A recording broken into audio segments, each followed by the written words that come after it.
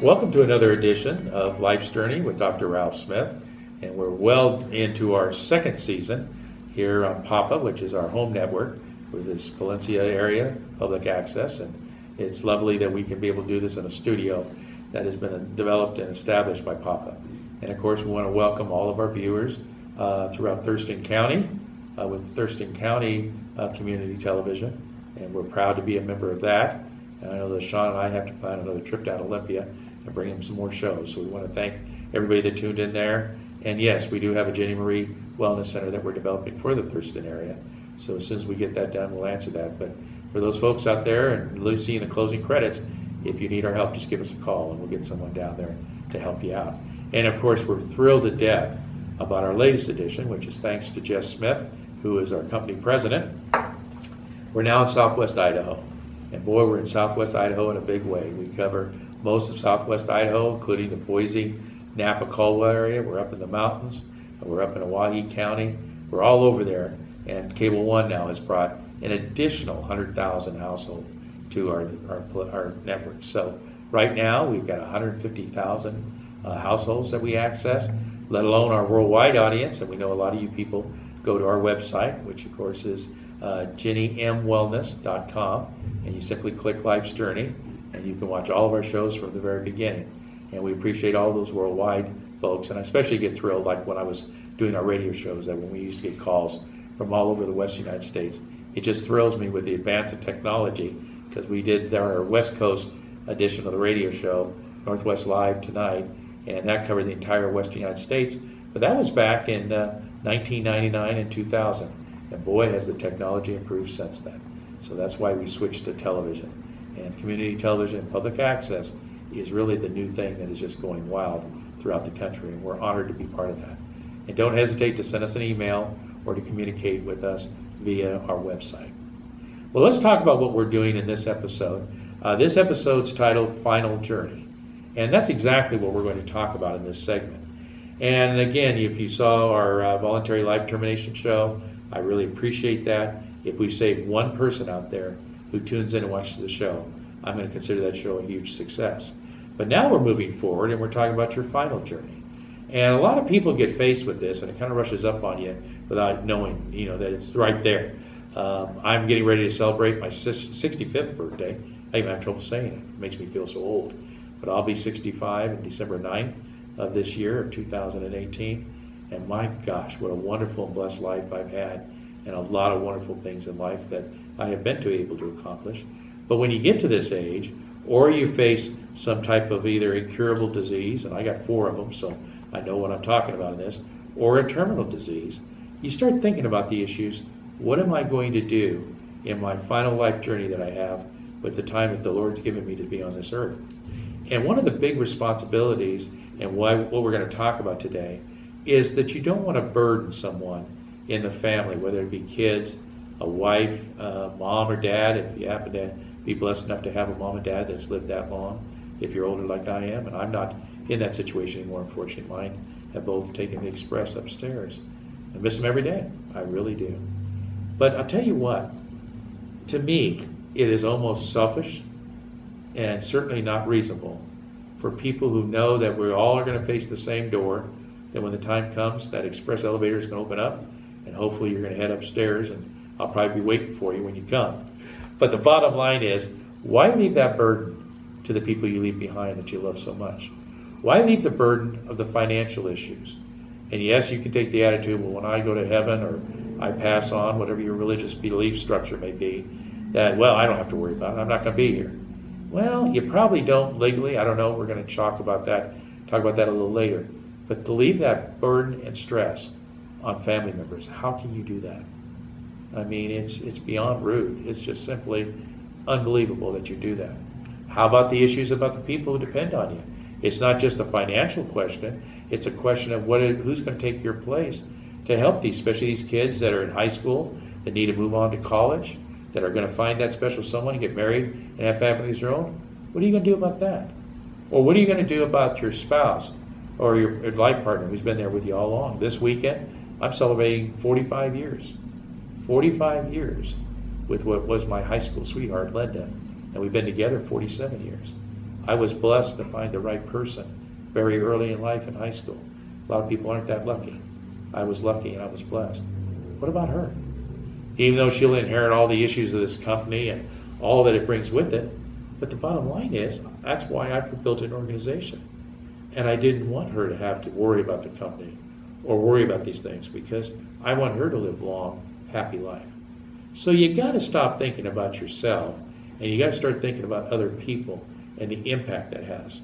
Now, some of us, through the work of the Lord or God, whatever religious belief structure you have, may be taken suddenly. It could be an airplane crash. It could be an automobile accident. It could be a lot of different things, or get hit with a disease like pancreatic cancer, that by the time you find out about it, 2 months later, they're putting you in the ground. There are certain things, and we don't know why these things happen, and certainly people that are smarter than me can perhaps give an explanation. You can't really prepare for that other than having a will, which we'll discuss in a minute. But it's kind of hard to plan for something. If you're 32 years old and you're driving to work, or you're driving to a restaurant to get a bite to eat, and all of a sudden somebody crosses that double line, and all you see is lights, then you hear the crash, and then the rest of the process of transferring your spirit upward. So there are a lot of areas to deal with. Now, I don't want the people who are viewing this program to think this is a negative. This definitely is not a program that we have to say, no, if you're 13 years old, you shouldn't watch it. It's something that you've got to do. And if it takes that 13-year-old son or daughter to say, Mom, Dad, what's going to happen if something happens to you guys? And believe me, these kids are smarter all the time. You need to have an answer for that. So what we're going to talk about in this segment, and I think you'll need to review it constantly with family members and maybe see it 2 or 3 times for the message to kick in. We're talking about the issue that if indeed tomorrow was your final day, and you knew that tomorrow was going to be your final day, what are the things you have to fix? And if you own a company like myself, there's 28 people that depend on me in this company. What's going to happen to them if something happens to me? So what I guess I'm trying to say to you is, this area of the final journey covers several major areas. And in those major areas, you need to write a plan. Like I have with my patients, we write life plans together. I sign it, their significant other signs it, if there is a significant other, and then the person that is primarily planned for, they sign it. You need a game plan. It's like preparing to get a driver's license. You just don't whip into the Department of Motor Vehicles and take a test and say, boom, I'm ready to get my license. You don't study to do what I do, and bam, you get a license. It's all work, it's all effort. So in our second segment of this program, we're going to talk about what it takes to develop a life plan for your final journey. And then I'm going to, in the third segment of this show, I'm going to talk about the steps you simply have to take to make that a reality. So our show focus is final journey, and it's your job to do the work. I'm just going to give you some good suggestions. We'll be right back after this break.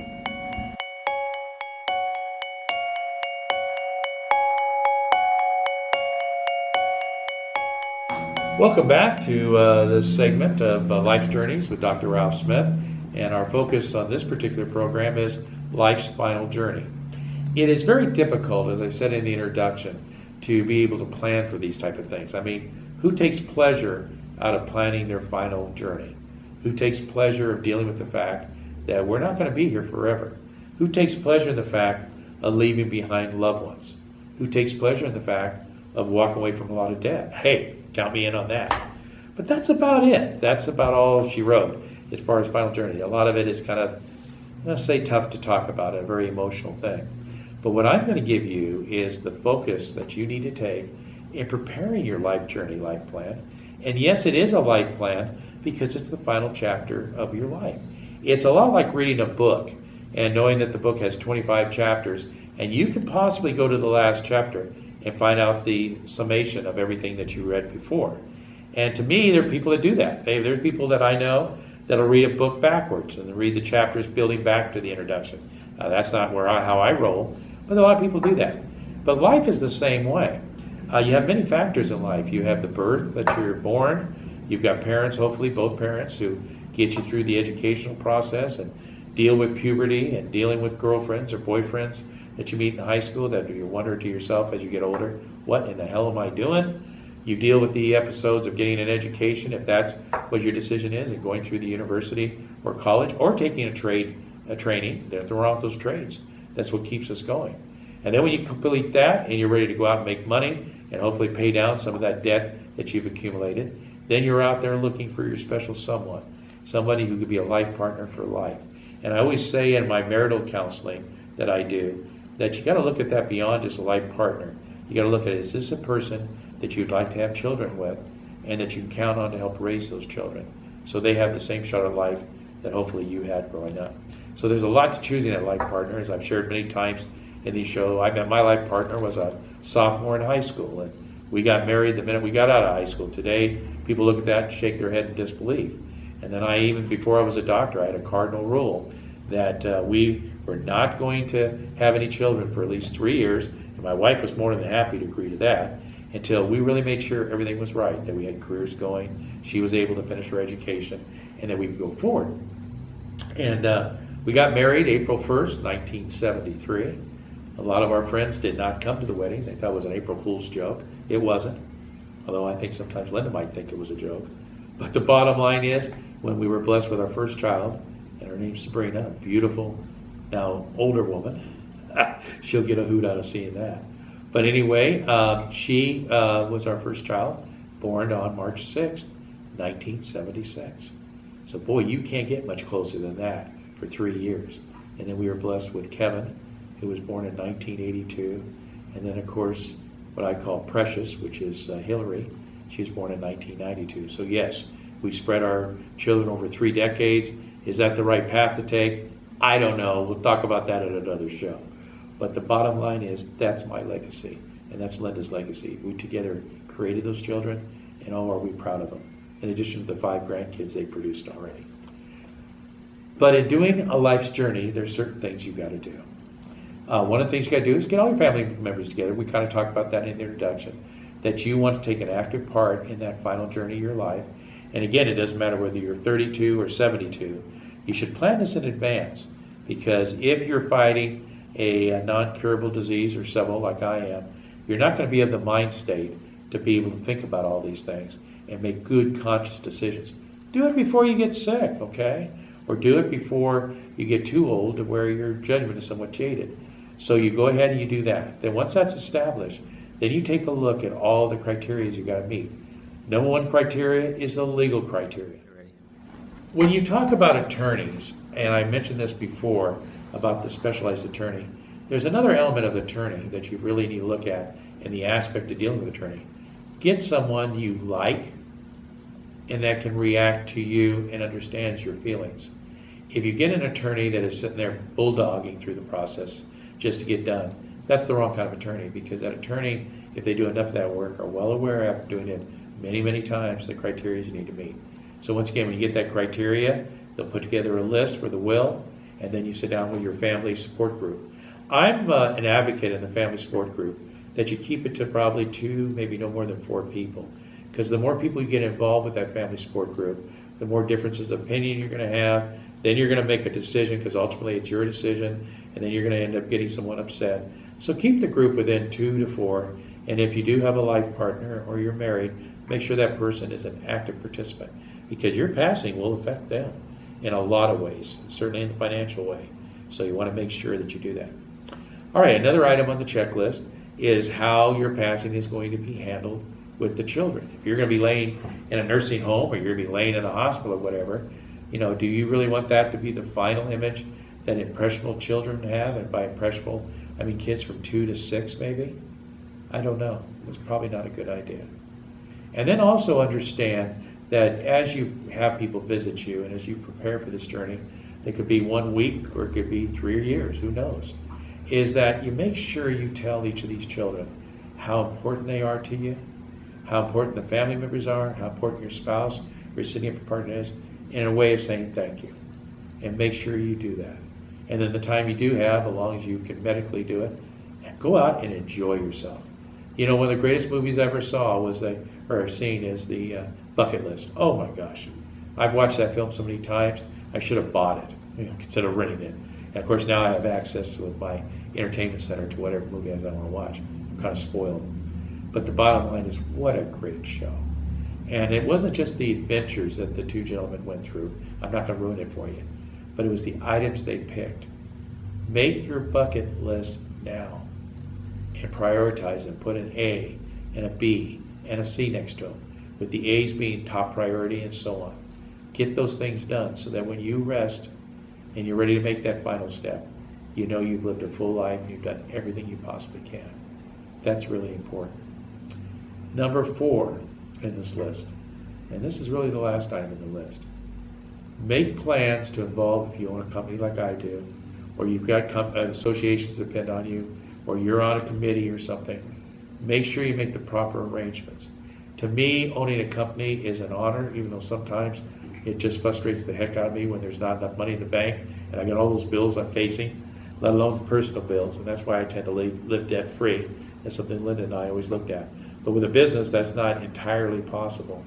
Make sure that each of those people understand their roles, make sure they're trained in their area of expertise, and make sure they have the necessary chemistry to get it done.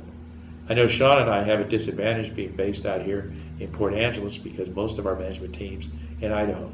So I've got to make a decision here pretty quick since Sean is somewhat new to the company. He runs all of our media and all of our Northwest Palencia media group that we have. That's his job. But either get him to Idaho or get those people from Idaho out here. Because in the event of my passing, or in the event that I can't make decisions or get around as I should, this team needs to be well-trained, well-oiled, and have beliefs in each other so there's not territorial fights or personal bias. And one of the first things I did, I made them owners. My key people in the company, I made them owners. So they have a financial stake in this company going forward. And that's an important thing to do. It's hard to let loose of that kind of ownership, but it's the right thing to do. If you happen to have a bigger company than the one that I'm involved with Alpine Productions, then make sure you set up a hierarchy that will continue in your absence. Because chances are, if you get afflicted with some type of disease, you're going to spend a good amount of time in the hospitals or nursing homes or whatever, and you're not going to be in a position to make good, sound decisions when they've got you medicated like they will. So make sure that you have the right team in place so that in the passing of your life and going to that next level, that those things are taken care of, because chances are your family is counting on the income from that area, and you've got, in my case, 28 people, but in a lot of cases more than that depend on it. And I can't tell you how often I've witnessed companies that failed, went out of business because of the what I call internal fights of control and authority, and they just brought the whole company down.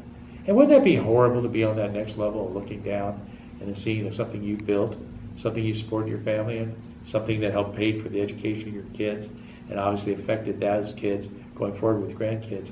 See that fail because you built it all around yourself? To me, that's kind of selfish and very controlling. So that's something you got to do. And then on this checklist, the last and final item is your significant other. One of the hardest parts about passing, and when I went through this, when I had that stroke in 2015, and my mind was running wild, figuring, okay, what's going to happen? Am I going to live? Am I going to die? What's going to happen? I'm going to miss the kids and the grandkids and Linda and all this. And it really caused my heart rate to race tremendously. And then finally, when they put that mask over my head, they kind of put some things in there that made me stop thinking. I wish they could have done the same thing in the MRI tube when they put me in there, which, by the way, I barely fit in. And for those people who know me well, they'll understand that explanation. But the most important thing, even though I listed it, is item 4 on this checklist, is your significant other. You have a moral, financial, but more important, a love relationship with that person. And I don't care whether you've been with them for 45, 47 years, like I had with Linda, or you've just found this person in your life for the last 2 years. It doesn't matter the length of time. But after you've taken care of your business, your kids, you take care of your legal responsibilities with the use of an outstanding attorney, after you've done all that, you've got to take that quiet time. And I love La Push, Washington. If you haven't stayed out at that resort that the tribe has up there, boy, look it up. It's just amazing. But take that trip, go somewhere where nobody can bother you, turn off the dang cell phone, don't bring your laptop, your tablet, all that crap that distracts you. You take that special loved one in your arms, and you say, honey, what is it that you want to do once I move to that next level? Now, if that person has a sense of humor like Linda, she'll say, well, how do you know I'm not going to go first?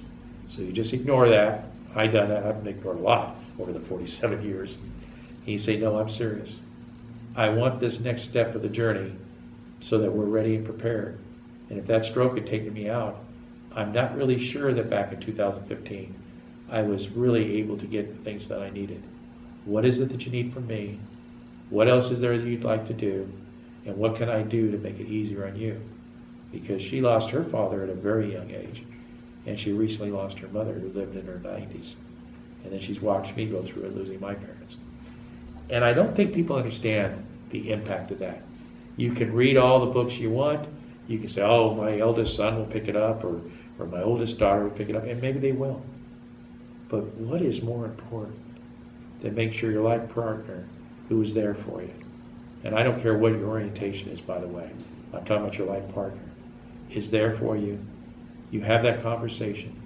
You most likely won't bring it up again because it's kind of a negative thing perhaps in some people's minds.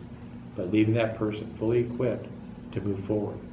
So as you go up to that upper level, you can look forward to their arrival and not have that person shaking their finger in your face and say to you all the things you forgot. It's your duty. It's the final chapter of your life.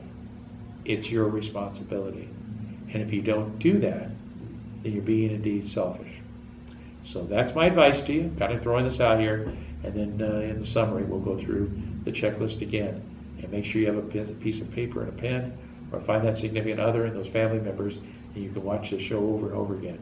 After all, it's free, so you don't have to worry about that. If you have any questions on this subject or anything else, you can do a Google search on Dr. Ralph Smith. That's spelled R-A-L-P-H. And of course, you know how to spell Smith. I share that name with a lot of people. Or better yet, you can go ahead and Google search Ginny Marie Wellness, and make sure you spell Ginny as G-I-N-N-Y. Marie Wellness Centers, and then you'll see that pop up on Google or any of your search vehicles that you use, and you can get information there and click us and get onto our website. And please use that information.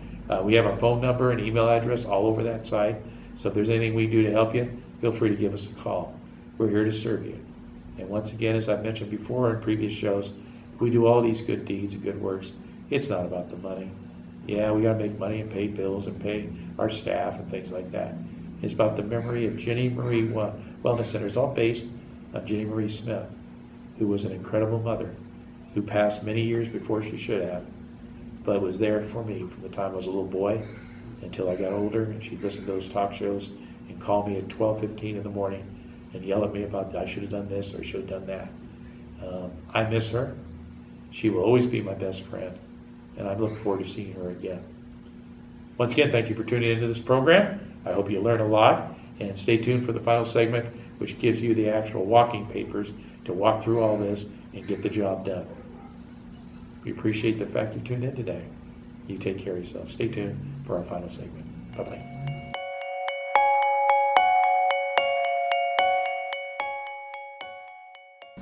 Welcome back from that short break, and we appreciate the fact you've joined us. If you remember in the first segment of the program, we talked about the need and the need to take action. And we spent a lot of time explaining that this process affects a lot more than people that are seniors or the elderly in our community, but it really affects everything you do. And a lot of people feel that by writing a will, no matter what age you may be, that that's not enough to handle it. Well, legally that may be true. But the thing about this, you've got to make your family members a partner in this. And there are a lot more efforts involved in this than simply just making a will. Many people die without a will. And boy, what a mess you create then. And while you're looking down and watching all that going on, there's not a thing you can do to help it. So let's go through a checklist on our life points. And I want you to take out a piece of paper and a pen.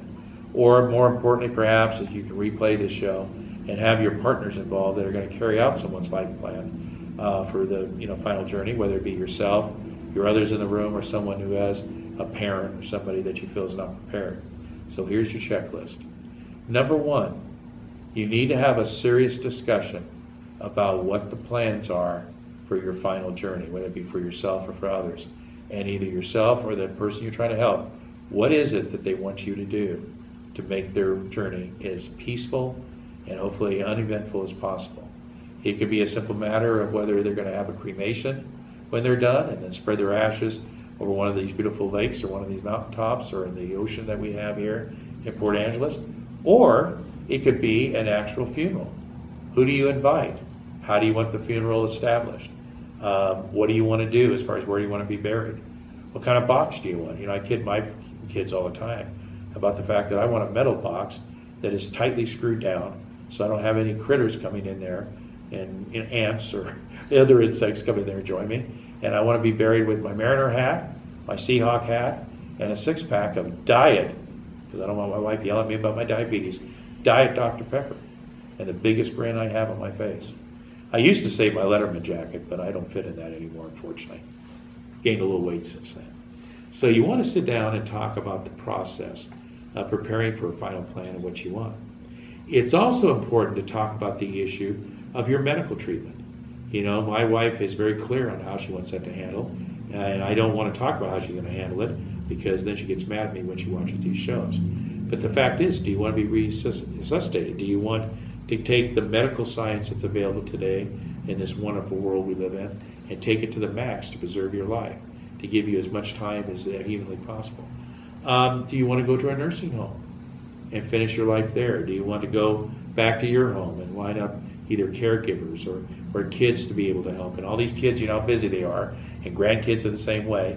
So to ask someone to do that, you've got to really be careful that they can possibly do that without interrupting their life, because what you don't want is the resentment. You need to have somebody who is your manager, and it could be a significant other, it could be other people that you trust, to help you there, that when you start taking those medicines that make you irritable, or you start realizing the end is near, that will remove you from the situation of being out in the public, so that their last memories is not the scornful, upset, mad grandma or grandpa, and that's what they remember. What you want them to remember is the days you went out to the lake or the ocean or was watching their baseball games, and how important that is to them. Those are the memories you want. That Christmas, Thanksgiving, July 4th family reunions, those are the memories you want them to retain. The other thing that's important, as another item on your checklist, is to really make sure that the people you select will be strong enough to handle this. It goes far beyond having an executor. I just went through this with my father's passing in February of 2017. You have an executor, you have family members who feel like they need this or they want that. But with my sister and I, we're the only ones left. So it wasn't as complicated. But she did most of the heavy lifting on this. And that was good. I resented it at first, but really that was good. That was really good. Because she did spend a lot of time with Dad, and even though I took care of him too, after I suffered my stroke, I had to really pull back from that. And she stepped up and did the things she felt were right. I didn't agree with all of them, but I respected the fact that it was her responsibility to take that leadership role. So that when it came down for Dad's passing, and as he continued to deteriorate, everything was handled for him. Although I can always remember him saying, I have to do everything by myself. Well, okay. He's former military. That's the way he rolls. But the bottom line is, you've got to have that taken care of. And the last thing I'm going to put on this checklist, and it may seem a little bizarre to you, but I want you to be open-minded, because I know some of my ideas may seem like they're out of the box. But I'm a firm believer that whether that casket's sitting there, or the urn is sitting there, and the ashes that are inside that urn before they're delivered to that favorite mountaintop, or the ocean, or the favorite lake, or wherever you're going to take those ashes, that you have a life celebration. And by life celebration, and I'm sorry to get emotional about this, but a life celebration is really a matter of spending time with loved ones and dealing with all the wonderful things that this person that is departed has done. Joke about it, laugh about it, maybe pull out that old film where that person thought they were a great singer and they're a horrible singer. And whatever the case might be, reflecting. Yes, there'll be tears, there'll be sadness, but it's a lasting impression of everything that person contributes. I've already designed what my headstone's going to look at, and I keep telling my kids and my wife I do not want to be a crispy critter. I don't have anything against cremation. I know it's cheaper, but I want to make sure that I'm somewhat preserved as far as you can be. But I always wanted on my headstone to be really simple.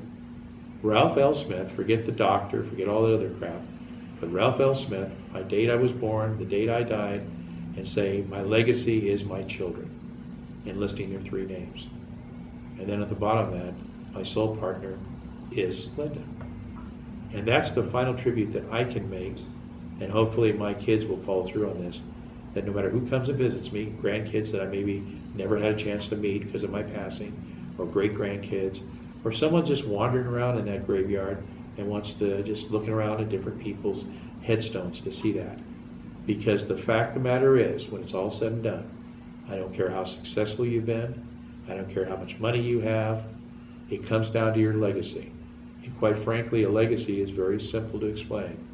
What have you done for folks, not only family members, but what have you done for folks that left something in the earth that they didn't have before you were born?